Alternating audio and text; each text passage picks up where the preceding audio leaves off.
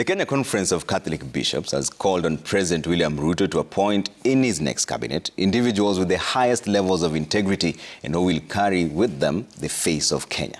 The bishops who spoke in the wake of a failed kickoff of the much-awaited multi-sectoral dialogue also want the president to prioritize the fight against corruption in the new government dispensation. And as Kamau Mwangi now reports, the call to dialogue continues to split the Azimio coalition, with only the ODM party appearing to be open to engage in the talks. With Kenyans, most of whom took to the streets to protest against policies being spearheaded by the current regime, pressure continues to pile on President William Ruto to bring on board individuals with high levels of integrity in his next cabinet. The country's Catholic bishops have lauded the president on lending his ear to the public, calling on him to make good his promise of consulting widely before making appointments to the now vacant cabinet slots. We emphasize the need to consider integrity, among other values, in the new appointments as stipulated in our Constitution. We also ask the President to reconsider appointments in all other critical public appointments. The new appointments should inspire hope and a fresh start. Corruption, a vice that was top among list of demands at youthful Gen Z protesters who already have planned demos tomorrow dubbed Occupy CBDs across the country. The clerics want it among top issues the head of state should address in the new government setting. We are appalled by the shameless amassing of wealth by siphoning taxpayer hard-earned money.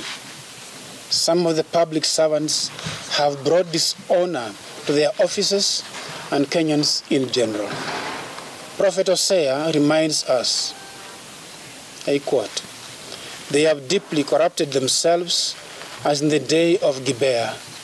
He will remember their iniquity, he will punish their sins." End of quote. The church is also calling on the Gen Z to give dialogue a chance. We therefore request that you open up yourselves for inclusive conversations so that you are also enriched by perspectives that may not be obvious to you. In doing this, you become attentive to the laws of God.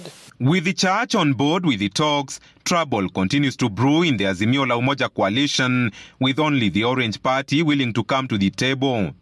Details have emerged of an Azimio leadership meeting held today that ended in disarray over whether the coalition would or would not engage in the dialogue. What dialogue is needed to get police officers whose faces have been in the media shooting wantonly, killing people? What dialogue is needed for them to go home?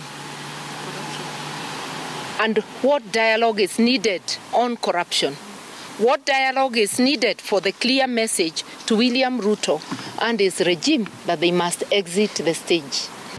ODM has called a parliamentary group meeting tomorrow to whip its dissenting voices, even as the party supremo Azimio chief Raila Odinga threw the talks in limbo yesterday when he declared publicly that he would not engage in the talks.